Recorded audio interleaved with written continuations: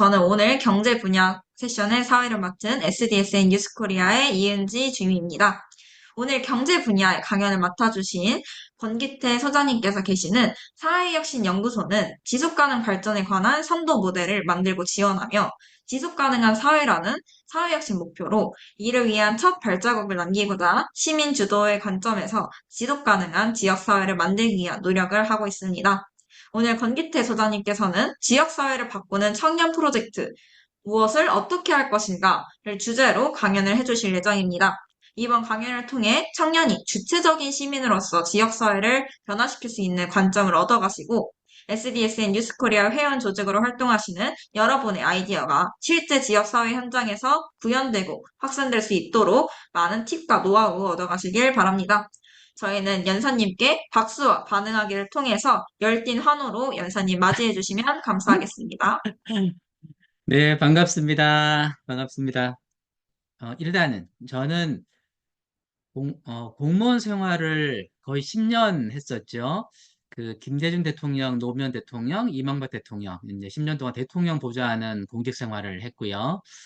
그리고 나서 희망제작소라는 곳에서 거기서 한 8년 이렇게 좀 일하고 지금은 또 사회혁신 연구소를 만들어서 일을 하고 있습니다. 그래서 저는 아무래도 시민사회 활동과 그다음에 이 공무원 사회 경험, 그다음에 연구자의 길을 가면서 전체적인 코디네이터와 네트워크를 좀 해왔기 때문에 여러분들에게 그나마 그런 경험 속에서 몇 가지 알려드릴 수 있지 않을까 이런 생각을 좀 하고요.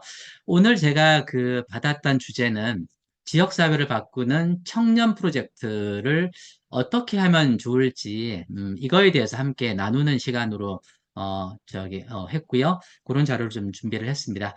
자, 그러면 제가 준비한 자료부터 공유를 한번 해드릴게요. 네. 여기서 지금 키워드는 지역사회하고, 그 다음에 청년 프로젝트, 어떻게 할 거냐. 요렇게 생각을 해 주시면 될 것 같고요. 예, 요거는 뭐, 제가 아까 말씀드린 것처럼, 과거에 이제, 어, 행정에서, 그 다음에 이제, 시민사회와 연구자의 길을 걸어가면서 어떻게 해왔는지. 아, 참고로, 그래서 이때 제가 뭘 했냐면요. 여러분, 지속가능 발전 기본법, 그건 아시죠? 우리 청년들은.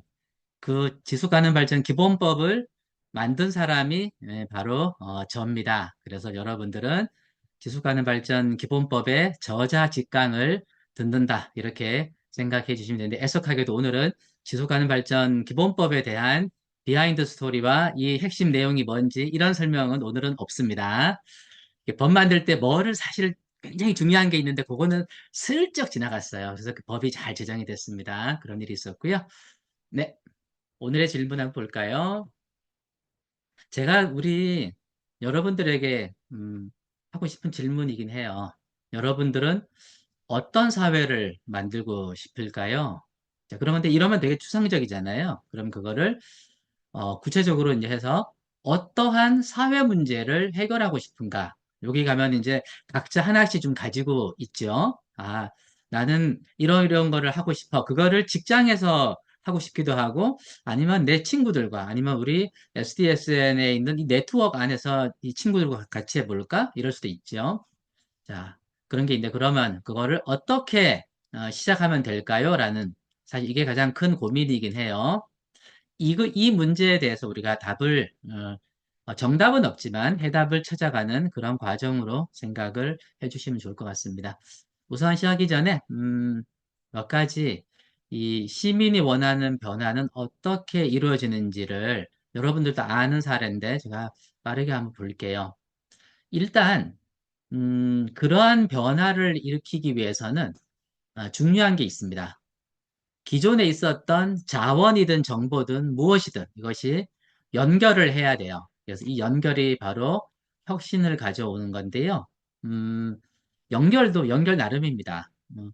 제가 여기 이제 지금 요거를 일부 가지고 왔는데 우리 정재성 카이스트 교수님하고 제가 같이 일을 하기도 했었고요. 그 다음에 이제 김창규 교수님은 제 은사님이시는데 여튼 이렇게 쭉 하면서 뭘 그때 제가 확실히 느꼈냐면요. 이 연결을 하더라도 이 다른 것과 연결이야말로 새로운 가치를 만든다는 거. 이거는 굉장히 중요합니다. 여러분도 비슷한 사람들끼리 모이려고 하잖아요. 그러면은 변화가 일어나지 않아요. 그래서 우리가 대표적으로 전 세계적으로요. 우리가 뭐 대법관, 뭐 헌법재판소 뭐 이런 얘기할 대법관의 성분을 어떻게 할 거냐? 검사 출신만 할 거냐? 판사 출신만 할 거냐? 그렇지 않고 변호사 출신과 다양하게 섞어놔야지만이 이 사회적 다양성을 대변할 수 있다는 얘기를 하잖아요. 그래서 다양한 사람들과의 연결이 매우 중요하다는 거예요. 그래서 그런 것들. 자, 특히 이게 금방 말한 것처럼 같은 종류보다는 다른 종류. 그래서, 4차원인 친구가 있어. 라고 하면은, 그 친구랑 뭘 했을 때 굉장히 톡톡 튀는 아이디어를 던질 수 있거든요. 이런 거. 좌뇌가 발달한 사람들이 여기에 잔뜩 모였어요. 그러면 이게 한계가 있습니다. 그래서 거기에 우뇌가 발달한 사람이 딱 끼어들면은 이게 달라져요. 그래서 우리가 좌뇌와 우뇌가 발달한 사람들이 같이 함께 모여가지고 하는 거. 그게 우리 청년 조직의 가장 큰 장점일 수도 있죠. 뭐, 뭐 하는 회사인지 여러분들 다 알죠? 나이키 회사. 뭐 하는 회사 같아요? 뭐, 다 보면은, 그쵸? 운동화 만드는 스포츠웨어. 다 그렇게 하죠. 그런데 이제 우리가 연세가 있는 분들은 이제 운동화, 그다음에 스포츠 용품, 이게 딱 나와요. 딱 나오는데, 우리 두 가지로 나오는데, 요새는 약간 달라집니다. 자, 우리가 애플워치 많이 아시죠? 이 애플워치를 만든 사람은 누굴까? 딱 했는데 사실은 이 나이키가 운동화를 만들면서 그 생각한 거죠. 운동화 만드는 거 여기다가 IT 기술을 접목시켜주고 센서를 탑재시켜가지고 그러면은 내가 얼마나 운동하는지를 알 수 있지 않을까라는 거죠. 근데 그거를 실시간으로 측정할 수 없을까? 이렇게 스마트폰에 들어올 수 없을까? 혹은 이게 시계에다가 이렇게 연결할 수 없을까? 그래서 최초로 애플워치 나이키 플러스 이 스마트워치가 탄생하게 됐던 거죠. 운동이라는 운동화, 뭐 우리 러닝이죠. 막 뛰어가는 이런 거에다가 IT 기술 완전히 다른 거죠. 이거는 두 개를 딱 합치니까 새로운 혁신이 펼쳐진 거죠. 자, 그래서 그 회사가요. 이거 혹시 사용하시는 청년들 계시죠? 자, 키네틱 트레이닝 그래가지고 실제로 여기 나오는 거대로 그대로 따라하면 운동이 엄청 잘 됩니다. 여러분들 어, 닌텐도 위 좀 쓰셨죠? 뭐 게임 한다고. 그거는 리모컨 있어야 되는 건데 이거는 나이키에서는 리모컨 없이 이런 모션 가지고 지금 이 앞에서 보면 이게 뭐냐면 그 우리 에버랜드라든가 롯데월드 가면은 이게 뭐 저기 자, 보트 타는 거 있으면 뭐 장애물 피해야 되고 이런 거 쫙 나올 때도 여기서처럼 이렇게 팔짝팔짝 뛰거나 막 움직이면은 이게 막 피해를 피할 수 있는 거예요. 그러니까 어떻게든 운동을 시키는 거예요. 아주 재미나게 운동을 시켜서 이 건강을 챙길 수 있다는 거죠. 그래서 이런 모습. 지금은 어떻게 가냐? 이게 보세요. 입을 수 없는 옷, 신을 수 없는 나이키 운동화. 이런 것들로 확장되고 있는 점. 그래서 메타버스라는 가상 공간에 상표 등록을 해가지고 지금 온라인상으로도 할 수 있다는 거예요. 자, 처음에 운동화 만드는 스포츠용 만드는 회사였는데 어느 순간 IT와 결합하면서 데이터 기업이 되었고 우리의 건강을 챙겨주는 것으로 계속 진화 발전했던 거죠. 이런 것들. 그래서 결국은 뭐냐면 이러한 경험을 연결해서 새로운 것을 만들자는 거예요. 그래서 청년들이 이거를 적극적으로 할 수 있다는 거예요. 뒤에서 한번 살펴볼게요. 자, 상상은 무엇이든 가능하게 한다는 건데요. 볼까요? 여러분들 운전하는 청년들도 있을 거예요. 또 처음 아마 상대적으로 초보 운전을 많이 할 텐데 길 나갈 때 되게 곤란한 경험을 겪으신 적이 있을 겁니다. 근데 그걸 누구나가 다 고민했던 거예요. 이건 문제가 많은데, 그런데 이렇게 요새는 이렇게 분홍색, 초록색, 유도선이 있어가지고 아주 쉽게 가는 거죠. 사람들이 너무너무 저거 보고 행복해 합니다. 근데 이거를 왜 그동안 안 됐을까? 생각은 했는데 여기서 실천해 나가는 거. 실천이라는 거는 몇 가지 자원을 뭘 바꾸면 되는지를 알아가는 과정이기도 하죠. 우리 뒤에서 다시 쭉 살펴볼게요. 자, 이거 요새 이 무더위 속에서 이거 없으면 되게 힘들어요. 그죠? 자, 사진 세 개를 가져왔는데요. 제일 처음에는 이런 모습이었어요. 그냥 천막 갖다 놓은 겁니다. 이게 어떻게 된 거냐면 서울에서 자치구청장하고 이제 주민들 모임을 하는데 아니 그 땡볕에 정말 도로가 너무너무 힘들어요. 거기 구청에 많은 천막 같은 거 아니 좀 갖다 놓으면 안 되겠냐고 그늘 좀 만들어 달라고. 그러니까 그 자리에서 구청장이 다 그러죠. 어 구청장이 혼자 안 있잖아요. 자, 공무원들한테.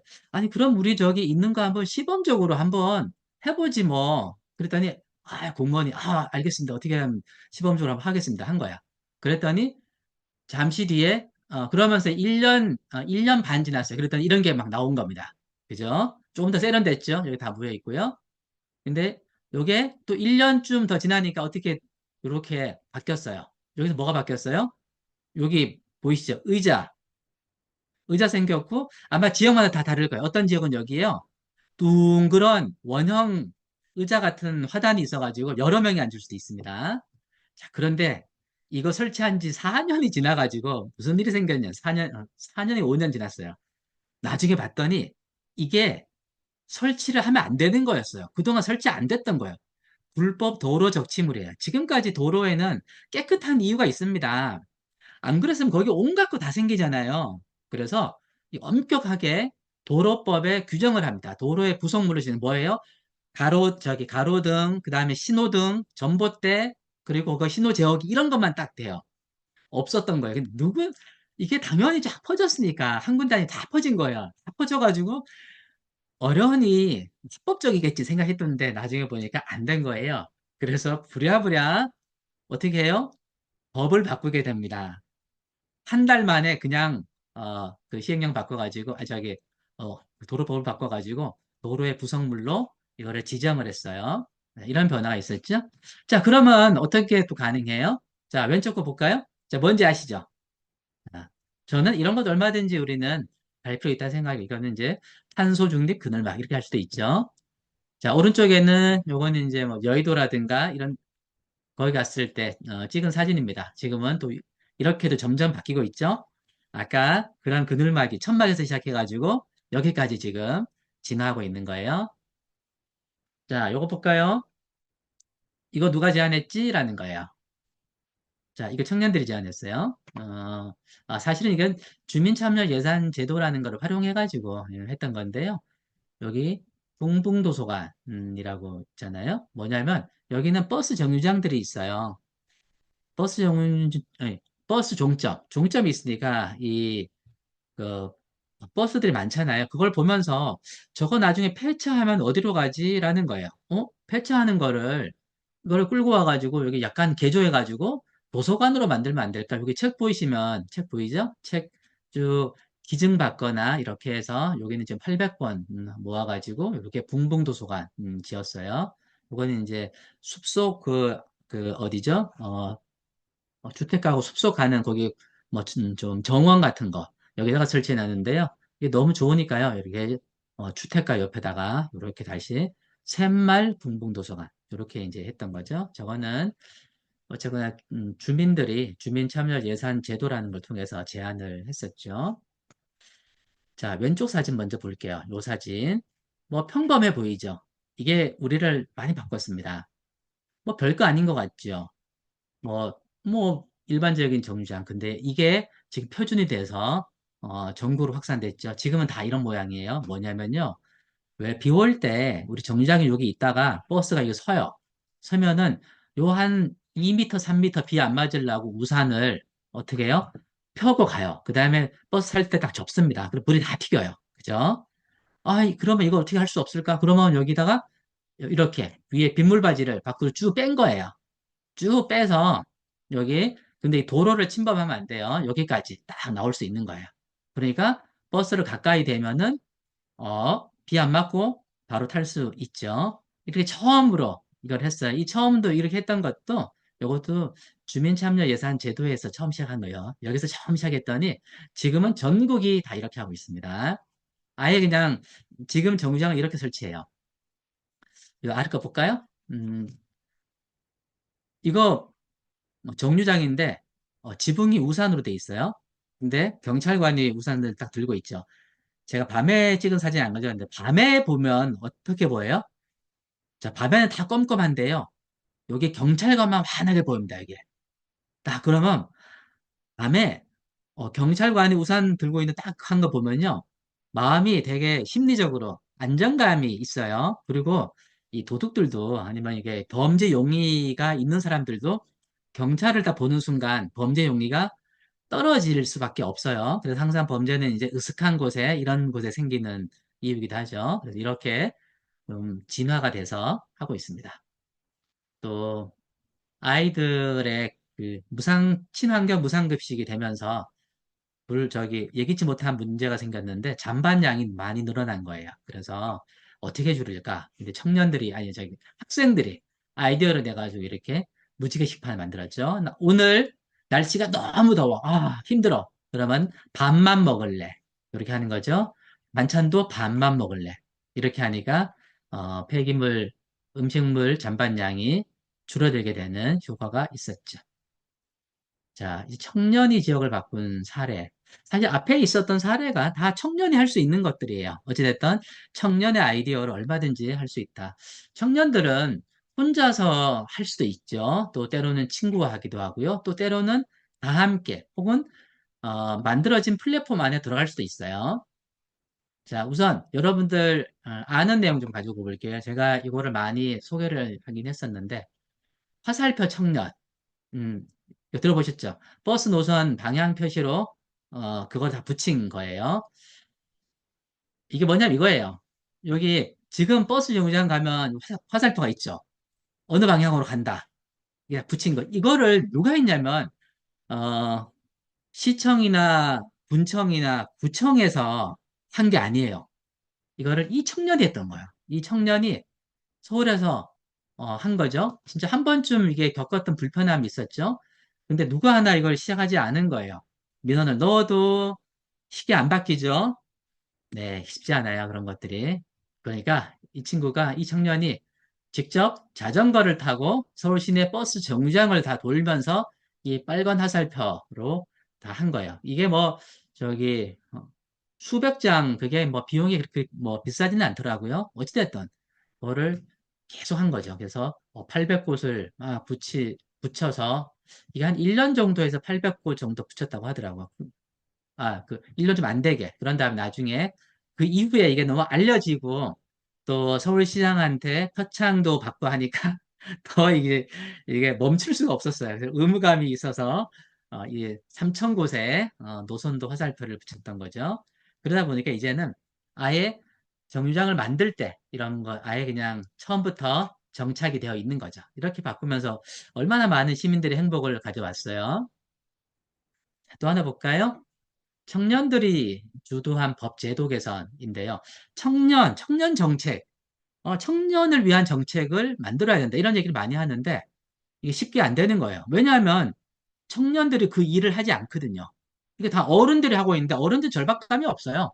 가장 중요한 건 당사자주의인 거예요. 항상. 우리 청년 여러분, 우리나라가 노인 정책이 굉장히 잘 돼 있어요. 그죠? 잘 돼 있어. 너무너무 잘 돼 있어. 제가 정책을 했기 때문에 알잖아요. 너무 잘 돼 있는데 왜 그런지 아세요? 노인들의 투표율이 굉장히 높습니다. 그러니까 온갖 노인 정책을 펼칠 수밖에 없어요. 그 청년들은 지금은 좀 안 그러는데 과거에는 투표 때 되면은 놀러 간다고 막 간만에 생기는 이 놀러 가는 날 막 가는 이런 일이 있었죠. 그래서 당사자의 절박감을 표시하는 게 제일 좋아요. 그래서 청년을 위한 법제도는 그 어디에도 없었다 이런 것들이 있었죠. 그래서 시흥시에서 이 청년 기본 조례를 제일 먼저 만들었어요. 했는데 요거는 진짜 여기 행정 주도가 아니라 청년 당사자 운동으로 했던 거예요. 근데 이거를 하려니까 어떻게 하냐면 기본 조례를 만들려면 물론 시흥시가 발의하거나 시흥시 의회가 발의하거나 또 하나는 세 번째 방식이 주민 청구 방식이 있어요. 근데 여기는 그래, 청년들이 직접 한번 해보자 했던 거예요. 그러려면, 이 시민 청구하려면은, 전체 유권자의 50분의 1, 그러니까 이제 시흥시 같은 6천 명이었어요. 이상하게 서명을 받아야 되는 거거든요. 그런데 이게 쉽지 않죠. 자, 제가 이거 이번에 여러분들한테 좀 설명하기 위해서 이때 그 장본인이 그 조은주 씨인데요. 여기, 요 청년이에요. 조은 씨한테 전화해서 그동안 활동했던 거 사진 좀 보내달라. 왜냐면 제가 잘 알아요. 그래서 쭉 하면서 그때 있었던 거예요. 이게 청년 조례 제정 처음에 시작할 때 시장님도 그랬어요. 청년들이 한번 해보면 어떻겠냐고. 그러니까 시장님한테 손길을 내밀었더니 우리 시는 다 도와줄 텐데 청년들이 한번 직접 해보는 건 어떻겠느냐 이런 아이디어 주고 청년들이 했던 거죠. 그래서 이렇게 밤에 사거리에서 서명을 받기도 하고요. 이런 일들이 있었죠. 그다음에 이제 또 청년들이 모여가지고 원래 청년 아티스트, 시흥 청년 아티스트라는 뭐 18명의 처음에 그런 작은 조직이었더라고요. 여기에서 청년들과 계속 뭐라도 한번 해보자. 그래서 뭐 청년이 만드는 평의회 이런 것도 같이 해보기도 하고요. 또 청년 정책을 마련한 이후에 어떻게 할 것인가 이런 대안도 논의를 해보고 이런 일들이 있었어요. 그래서 결국은 전국 최초로 청년 기본조례를 청년들이 직접 만들었어요. 그러고 나서 더 좋은 게 뭐냐면 항상 이렇게 하나가 끝나잖아요. 딱 끝나면 그게 새로운 시작점이 될 수 있다는 거를 여러분들이 아셔야 돼요. 이거 하면서 그 다음에 이때 참여했던 청년들이 공무원이 됩니다.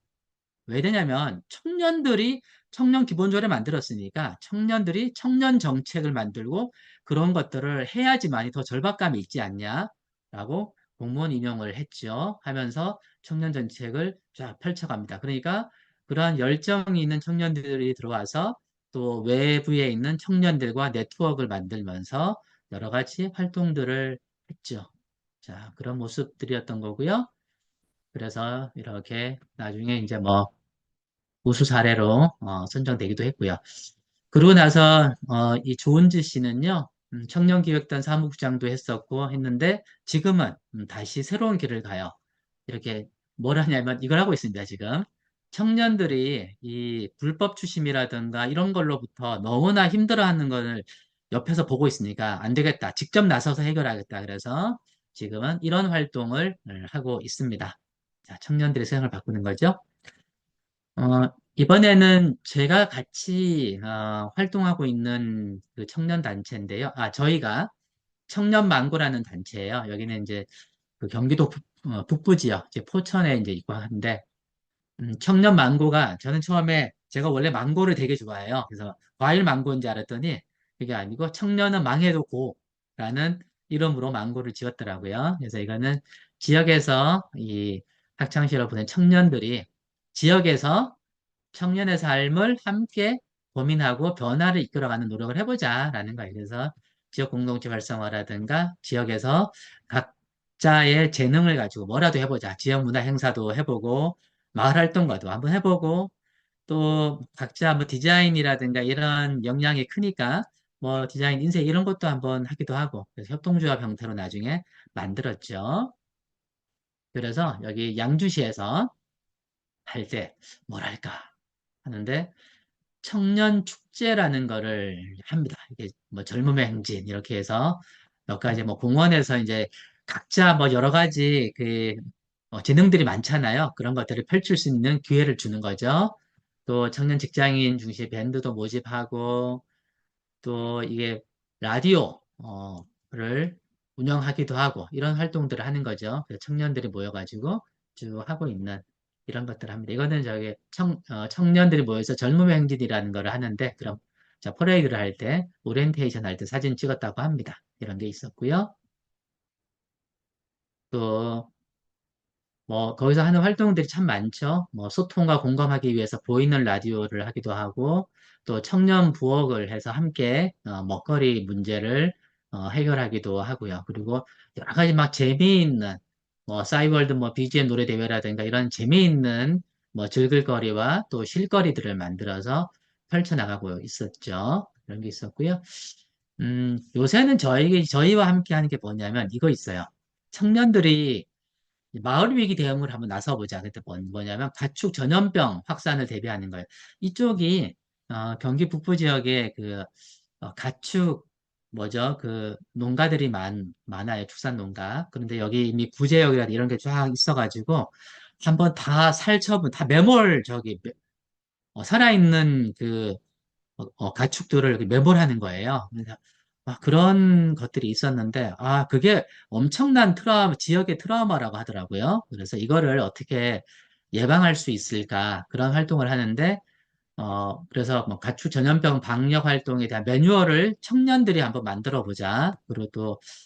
그리고 실제로 피해 농가들을 직접 방문해서 인터뷰 좀 만들면서, 얼마나 이게 그 이후에 힘든 것들이 많은지, 트라우마가 펼쳐지고 있는지 이런 것들을 이해해야지만이 이 마을 공동체를 활성화시킬 수가 있잖아요. 그래서 그렇게 하면서 나중에 마을 공동체가 주도적으로 이러한 그 가축 전염병이라든가 이런 질병 확산에 대한 대응 계획을 수립하고 실행도 해보자라는 거예요. 그래서 청년단체, 아까 말한 청년망구하고 청년농부, 협동조합, 또 지역의 그런 농민단체들이 함께 지금 하는 걸로 지금 진행하고 있기도 합니다. 이런 거고요. 그런 것도 있지만 주어진 플랫폼을 활용하는 경우도 많이 있어요. 이거는 여러분들도 뭐 많이 하신 분도 있고 관심 있고 또 다녀오신 분도 많을 거예요. 이 청춘창고, 이게 옛날에 요건데요. 일제강점기에 그 지어졌던 양국창고를 이거를 다시 그대로 리모델링 하면서 뭐 문화공간으로 만든 거죠. 그래서 요 안에 가면은 청년들 15개 팀, 제가 그때 갔을 때는 15개 팀 정도가 됐어요. 그래서 그들이 식당을 하기도 하고 이렇게 재미난 여러 가지 뭐 피규어라든가 이런 거를 만들어서 하기도 하고 여기는 이제 앉아서 공연을 볼 수 있고 다양하게 여기에 청년들의 아이템으로 펼쳐나가는 그런 공간들이 만들어지고 있어요. 이런 것들 많이 활용이 됩니다. 요거는 제가 직접 경험한 건 아닌데 우리 사회혁신연구소 연구원들이 기왕 우리 청년들한테 이런 것도 한번 소개해 줘 보세요라고 하더라고요. 뭐냐면 이게 카카카 친구들이라고 해서 남의 이게 이제 뭐 지역 소멸 이런 문제가 많잖아요. 지역 소멸이 결국은 청년 문제가 해결이 되면 지역 소멸 문제가 해결이 되거든요. 지역 소멸의 핵심은 청년이다라는 거야. 청년들이 어떻게 오게 할 거냐라는 건데 이게 남해 다 같이 모여가지고 뭐라도 할 수 있는 공간들이 있으면 혹은 만들면 된다라는 건데 여기 보시면 이게 카카카 친구들이 일단은 지속 가능한 지역 공동체 혹은 지역을 만들기 위해서 청년들이 나서서 뭐라도 해보자. 다 외지인들이 와서 시작을 했던 거예요. 그래서 보시면 요건 카카카 친구들의 인스타를 제가 살짝 본 겁니다. 여기 보시면은 청년들이 지난해 같은 경우 남해 청년의 날 여기 살길 잘했어 뭐 이런 것부터 해서 어, 반디 크루 뭐 이런 남해로 놀러 올 사람 뭐 이렇게 쭉 하면서 여러 가지 주민 속에서 우리가 발견할 수 있는 그런 것들을 하기도 하고 시골의 빈집은 뭐 공유지가 될 수 있을까? 이런 것들에 대한 고민도 함께 나누고 또 우리 이것도 신문에 나는데 시골 마을 빈집에서 공존을 상상하는 뭐 이런 여러 가지 활동들을 펼치고 있기도 합니다. 자, 그러면 청년 프로젝트를 어떻게 할 거냐라는 거예요. 자, 청년 프로젝트. 자, 그럼 여러분들 지금 딱 할 때, 이씨 뭘 어떻게 해야 되지? 생각하신 분도 있을 텐데, 이렇게 하시면 됩니다. 제가 그동안, 어, 여러 단체들과 함께 리빙랩을 많이, 해봤는데, 사실 그 대상이 누구냐가 중요한 건 아니에요. 이렇게 가면 된다는 거죠. 우선, 가장 먼저 생각하는 건 이런 거긴 해요. 해결하고자 하는 사회적 문제가, 무엇이냐. 이걸 생각해 보는 거고요. 그리고 누구와 함께 할 수 있는가, 혹은 함께 할 것인가, 그리고 어떻게 시작할 것인가. 뒤에서 제가 설명드릴 텐데요. 목표는 크지 않게 작게 시작하세요. 작게 시작했는데 이게 엄청나게 커져요. 여러분들 지난 최근 몇 년 동안 뭐 생활 SOC 이게 엄청나게 확장된 게 있었어요. 생활 SOC 그러면서 우리 생활 속에서 마을 도서관 이런 것들이 있었거든요. 생활 SOC의 대표적인 사례로 문재인 대통령이 소개했던 데가 뭐였냐면 서울 은평구에 있는 부산동에 있는 도서관 마을이에요. 이게 그 지금은 아주 큰 도서관이 돼버렸거든요. 근데 기존에 있는 주택들을 매입을 해가지고 리모델링 했는데 이게 처음 시작은 뭐였냐면요. 주민들이 어, 만화책 페스티벌을 시작했던 거예요. 그냥 재미나게 만화책 페스티벌을 시작했는데 그걸 한번 하고 나니까 다른 책 페스티벌을 한번 해보면 안 될까? 그러다가 책들이 쭉 모여놓은 도서관 같은 거를 해보면 안 될까? 이렇게 해서 7년 만에 이 구산동 도서관 마을이 완성이 되는 과정이었어요. 이거는 중간에 참여예산 제도도 활용하기도 하고 막 그랬거든요. 어찌됐든 목표는 크지 않게 작게 시작하면 됩니다. 그리고 가장 걱정하는 게 이게 안 됐을 때 어떤 거죠? 실패해도 다음 기회에 얼마든지 볼 수 있습니다. 그런 생각을 하시면 되고요. 그리고 우리가 청년들이 만약에 이제 거기에 끝까지 있겠다 하면 너무너무 힘들어요. 그래서 청년들이 떠나도 우리의 활동을 흔적을 남기게 할 수 있다. 이런 생각을 좀 하시면 됩니다. 그래서 이렇게 요런 걸로 쭉 가면 되는데 사실 이게 제일 처음부터 생각하기 쉽지가 않아요. 가장 쉬운 건 이거예요. 누구와 함께 할 수 있는가? 그러면 사실 이런 다음에 1번, 3번, 4번 이렇게 가는 게 사실 제일 편하긴 합니다. 경험으로는 그래요. 그래서 일단은 지역의 문제와 자원을 파악하는 거, 그리고 정확한 목표, 그다음에 동료와 함께 시작하는 거, 그다음에 지역 주민과 함께 하는 거, 중간에 언제든지 유연하게 바꿀 수 있다고 생각하세요. 중간에 우리 뜻대로 되는 거 하나도 없어요. 실제로. 정말입니다. 그래서 우리가 루트를 쫙 세워놨는데 이거대로 끝까지 가야 돼요. 아니요. 중간에 뭐가 생기면 바꾸세요. 얼마든지 그래도 됩니다. 그리고 나서 나중에 작은 성과가 있으면 요거를 지속 가능한 구조로 이어질 수 있도록 하시면 돼요. 자, 그래서 해결하고자 하는 지역의 문제와 자원을 파악하는 거. 이건 사실 첫걸음이기도 합니다. 그래서 리빙 랩을 하거나 뭐 하거나 이런 거 할 때 제일 먼저 하는 게 이거죠. 지역을 제대로 아는 것. 그래서 저는 이제 그런 얘기를 하죠. 다 함께 돌자 동네 한 바퀴. 노래를 한번 해보자. 자, 그러면 다 함께 돌자 동네. 그거 보세요. 나팔꽃도 나오고요. 바둑이도 나오고요. 뭐 이렇게 쭉 보면은 한 바퀴 쭉 돌면은 우리 지역에 한계 혹은 아쉬운 점 이게 보여요. 그런 것들이 있죠. 이게 뭐 안 보이면은 물어보면 우리 가족들에게 거기 살고 계시는 우리 가족들 우리 할아버지 할머니께 딱 물어보면 막 나와요. 그래서 예, 지역사회 불편함을 찾는 거, 뭐 필요하면 인터뷰나 뭐 이런 것도 얼마든지 할 수 있죠. 이거 보통 이제 뭐 크게 할 때는 인터뷰 설문조사 하는데요. 이거는 지역에 있는 문제를 찾는 거. 이건 사실 제일 편한 거는 지역 주민들하고 술 한잔 하시면 돼요. 술 한잔 하든 차 한잔 하든 이러면 그냥 다 나옵니다. 그래서 그렇게 하고요. 자원을 찾을 때 인적 자원 많죠. 마을에 이장 통장, 활동가, 가게 주인, 중간 지원 조직, 공동체, 학교. 학교는 이제 일반 학교도 있지만 뭐 다양한 그 뭐 대안학교, 그다음 공동체 이런 많아요. 자, 물적 자원.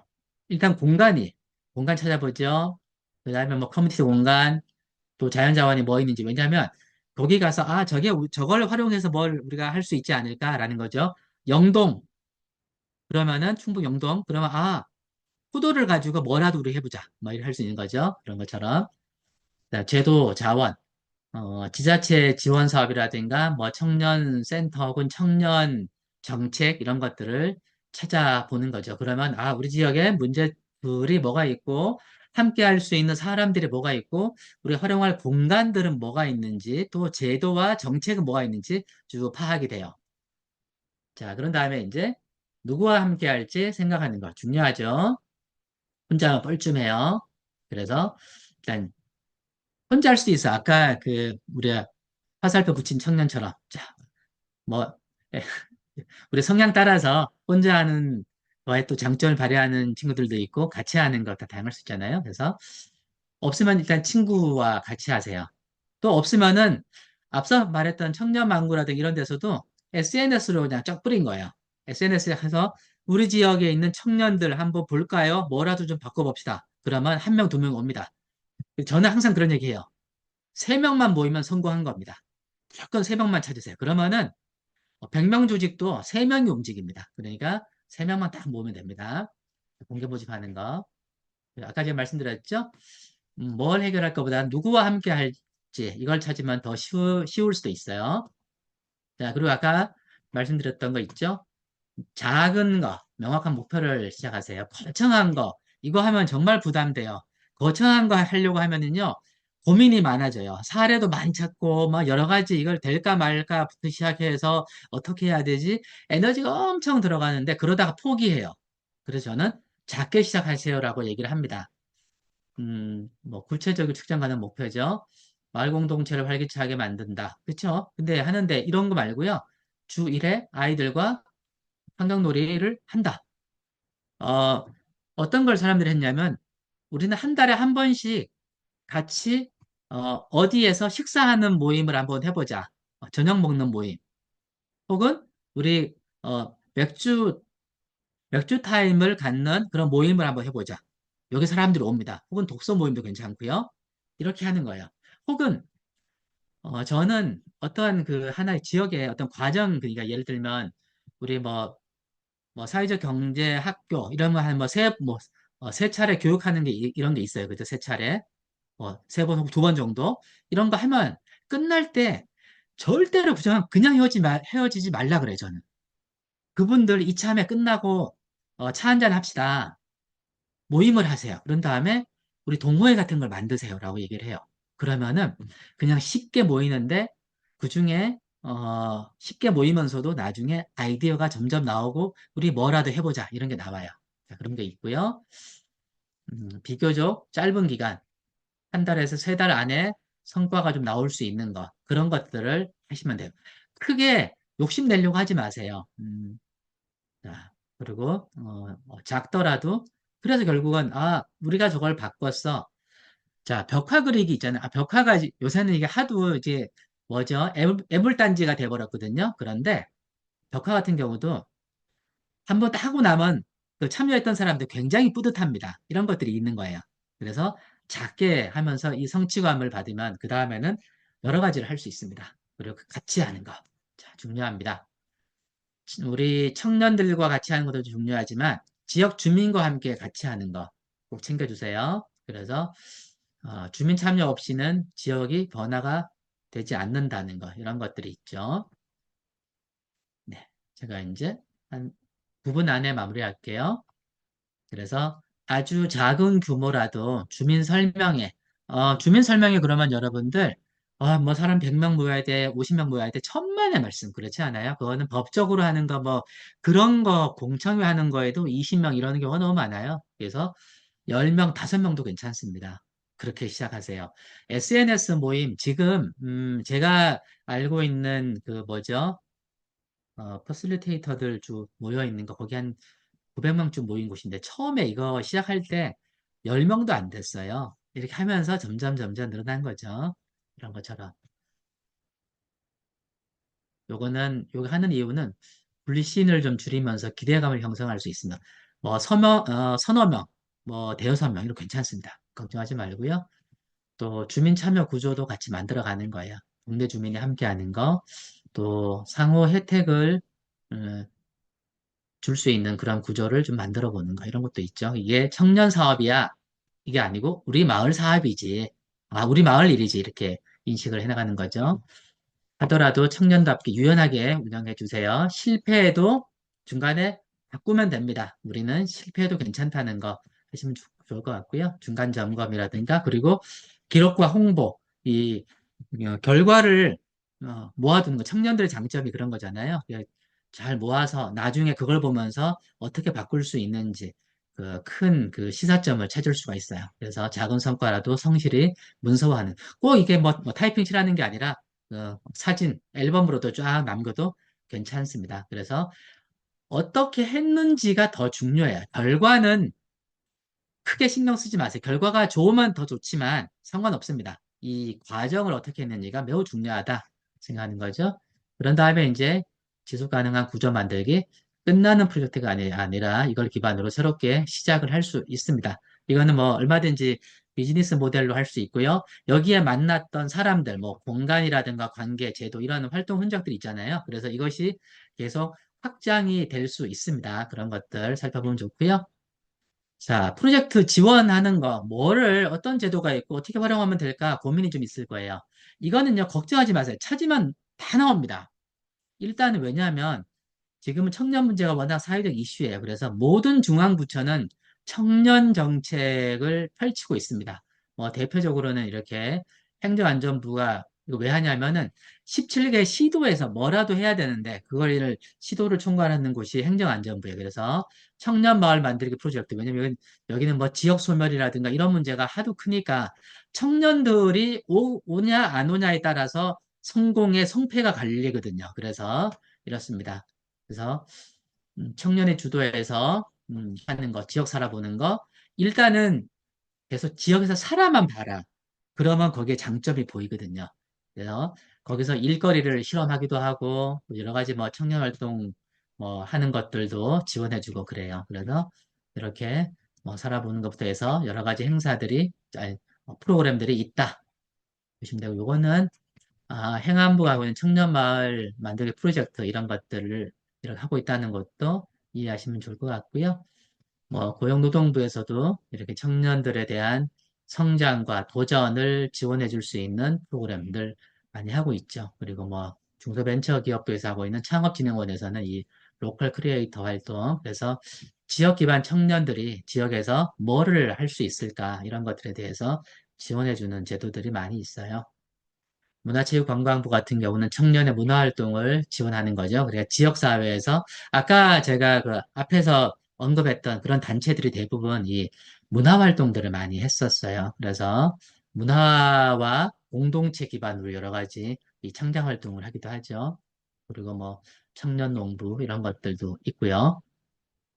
그리고 대부분의 문화재단 이런 데서는 다 지원을 해주고 있습니다. 여튼 그런 지원 제도는 굉장히 많다라는 걸 이해하시면 되고요. 지방정부도 다 하고 있습니다. 243개 지방정부 대부분이 아니고 다예요. 모두가 이런 활동들에 대해서 청년 공동체 지원하는 사업이 있고요. 물론 지역마다 편차가 있습니다. 가장 광범위하게 열심히 지원하는 데가 경기도예요. 여기가 청년 공동체뿐만 아니라 여러 가지 다 하고 있고요. 또 뭐 스타트업 지원, 내가 이런 사회 문제를 해결하면서 비즈니스 모델까지도 가지고 있는데 어떻게 할 수 있을까? 이런 데 지원하면 됩니다. 이런 것들이 있고요. 또 청년 기본법, 또 청년 기본 조례에 따라서 다양한 이러한 활동들, 프로젝트라든가 동아리, 취업 지원해 주죠. 그리고 한국경영자총협회에서 경총에서도 이 청년도안 멤버십 이런 걸 해가지고 대기업들과 또 청년들과 함께 연계를 해주면서 지원을 해주는 이런 것들도 하고 있고요. 그리고 이제 아름다운 재단 이런 데서도 뭐 청년 시민사회 활동 지원해주는 것도 있고요. 뭐 여러 그 재단들이죠. 재단들도 많이 하고 있습니다. 네. 자, 이렇게 제가 말씀을 좀 드리고요. 3분 정도 남았는데 일단은 이런 정도로 제가 말씀을 마치도록 할게요. 네, 감사합니다. 권기태 소장님께서 이제 다양한 청년들의 활동 사례를 보여주시면서 이제 앞으로 저희가 어떤 식으로 문제를 해결해 나가고 프로젝트를 진행해야 될지에 대해 좋은 말씀 많이 남겨주셨는데요. 다시 한번 강연을 해주신 권기태 소장님께 박수와 반응하기를 통해 환호해주시면서 저희는 질의로 넘어가도록 하겠습니다. 네, 우선 첫 번째 질문입니다. 사회혁신연구소에서 진행한 마을위기 대응 사업을 통해서 지역사회를 위한 프로젝트는 지역 내 민간 공동체가 큰 역할을 한다는 것을 알게 되었다고 하셨습니다. 그래서 지역사회 사업을 진행하실 때 지역 내에 관련 공동체가 부재하거나 활성화되어 있지 않을 때는 어떤 식으로 사업을 계획하고 진행하시는지 궁금하다고 SDSN 뉴스코리아의 전동은 팀장님께서 남겨주셨습니다. 네, 고맙습니다. 마을위기 대응 사업을 아실 정도면 저희를 완전히 한참 그냥 심층 분석했던 거예요. 이게 저희가 지난해 연말에 경기도지사로부터 표창을 받았던 사업이긴 하거든요. 마을위기 대응, 지금은 일상화된 재난위기에서 대응을 할 때요, 국가가 대응하는 거는 시간이 걸려요. 119가 빨리 와도 10분이거든요. 근데 이거를 이번에 텍사스 홍수 봤잖아요. 국가는 늦게 옵니다. 어쩔 수 없어요. 그러면 누가 가장 빨리 지킬 수 있어요? 마을 공동체예요. 이웃인 거예요. 그래서 마을에 주목하는 건데요. 이거 할 때 공동체가 있거나 활성화되어 있으면 좋은데 그렇지 않으면 어떻게 할 거냐? 되게 힘들죠. 근데요. 우리가 지금 알고 있는 마을 공동체 결국은 그거 공동체를 구성하는 사람 누구다? 사람이다. 사람은요, 3명 정도만 모이면은 시작할 수 있어요. 그러니까, 없다. 그러면은요, 아까처럼, 아, 사람을 한번 모아보는 거예요. 친구가 될 수도 있고요. 어떠한 우리 학교에 있는 사람일 수도 있고, 직장에 있는 사람일 수도 있고, 혹은 같이 아르바이트 하는 친구들일 수도 있어요. 이렇게 3명만 있으면, 저 포함해서 3명만 있으면은 이게, 그리고 공동체 이름을 붙이는 거야. 우리가 청년 망고로 짓자. 청년은 망해도 고야, 이름이. 딱 이렇게 시작하는 거죠. 그러면 되는 거예요. 그 이름으로 하면 돼요. 서울시가, 지금은 이제 약간 바뀌었는데, 서울시가요, 공동체 지원할 때 옛날에는 뭐 사업자 등록증이 있고 비영리 단체 등록을 해야지만 지원했거든요. 아니, 어, 옛날에는 그랬는데 중간에 확 바꿨어요. 그냥 셋이 모여가지고 신청하면 그냥 해주는 거야. 이름을 지어서. 이렇게 돼요. 그러니까 그런 거는 전국적으로도 지금은 그렇습니다. 이제 이런 게 있고요. 네. 그냥 그렇게 설명드리면 될 것 같습니다. 네. 3명만 모으면 성공합니다. 걱정하지 마십시오. 그 다음에 또 한 네. 분, 공나영 팀장님께서 네, 사회 문제 해결에 청년의 장점 있죠. 그 아이디어가 실제로 이어지는데 또 현실적인 제약을 해결하기 위해서는 기성세대의 사회 시스템에 대한 이해, 영향력이 청년 아이디어와 만나면 좋죠. 사회 문제 해결을 위해서 세대 간 협력 어떻게 할 거냐? 이거는요, 역할 분담이에요. 자, 청년들은 주도할 수 있어요. 그리고 어, 저기 뭐 중장년층은 지원을 하는 걸로 역할 분담을 하세요. 우리가 이거 할 테니까요, 도와주세요. 저는 그 마인드를 꼭 가지세요. 도와주세요라고 하면요, 사람들이 다 도와주려고. 왜냐하면 사람들의 심리가 있어요. 내가 도와줄 수 있는 게 있네? 저 이거 잘 모르겠어요. 어떻게 하면 좋아요? 라고 하면요, 그냥 검색해서 찾아서라도 알려주는 게 사람 심리인 거예요. 그래서 우리가 이 문제 해결하려고 하는데요, 이거 같이 할 수 있는 뭐 단체라든가 이런 데 있으면 좀 알려주세요. 좀 도와주세요. 이렇게 하고 혹은 자원이 필요하면 자원을 연결해 주세요. 혹은 우리 군수님과 혹은 시장님을 좀 만나보고 싶어요. 혹은 동장님 만나고 싶은데 어떻게 하면 될지 몰라요. 연결해 주세요. 그러면 어른들이 어떻게든 막 그냥 소개해서 알려줍니다. 그래서 우리가 주도할 테니까 도와주세요. 우리는 청년은 주도하고요. 이 중장년층은 지원하는 거 이렇게 해도 돼요. 그래서 그게 세대가 나눠서 역할 분담해서 하면 되고요. 많은 청년 지역 활동이 공모 사업 단기 기획에 국한되어서 일회성에 끼치는 경우가 많다. 맞아요. 되게 안타깝죠. 지속 가능한 프로젝트를 구축하기 위해서는 어떻게 하면은 좋을까? 사실 이거는 우리가 활용하기 나름인 것 같아요. 요거는 왜냐하면 아까 한 것처럼 지금 지원해주는 제도적인 거 되게 많습니다. 현재 많은데 이거를 가지고 어떻게 할 거냐인 거예요. 처음에 한번 할 때 작은 성과 내는 거 거기를 그걸 집중적으로 하세요. 그러면은 이 성과 하나 나오잖아요. 그 다음엔 줄줄이 고구마 덩어리처럼 이렇게 고구마 줄기처럼 그 해야 될 일이 많이 보여요. 그래서 처음에 하나를 하면 된다라는 건데요. 제도적으로 재정적으로 바꿔야 될 건 이건 있어요. 이거는 우리 정부가 좀 바꿔야 되는 건데 제가 그걸 하고 싶었는데 못했어요. 어떤 지원 사업을 하면은 우리나라는 이 결과주의하고 증빙주의예요. 자, 뭐냐면 결과가 어떠냐라는 거를 보는 거예요. 근데 청년 사업에 대해서 지원할 때는 그러면 안 된다라는 전 얘기를 합니다. 과정이 중요했지. 청년들이 이런 과정을 통했는데 결과는 기대에 못 미쳤어. 그거는 그래도 이거는 엄청난 경험이에요. 청년이 그런 경험을 했다는 거는 그 다음에는 더 좋은 성과를 낼 수 있는 거거든요. 그래서 결과주의로 평가하지 말아야 된다라는 게 있고요. 그 다음에 증빙하는 거. 맨날 거기 뭐 저기 돈 뭐 얼마 썼다 이거 다 증빙하는 거. 저는 이거는 사실 믿지 못하기 때문에 생기는 거라고 생각을 해요. 그래서 이거는 제도적으로 좀 바꾸는 게 필요한데요.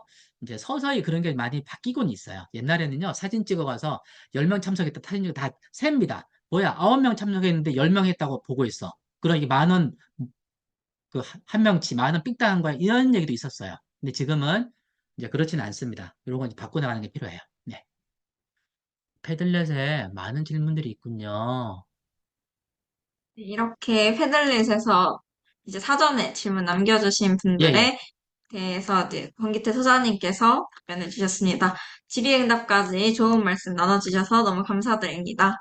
네, 저희 네. 이렇게 2부 세션을 마무리하면서 먼저 어디에서 찾을 수 없는 값진 경험과 지식을 나눠주신 권기태 소장님께 감사의 말씀 드리며 또 끝까지 함께 해주신 모든 참가자분들께 진심으로 감사의 말씀 전합니다.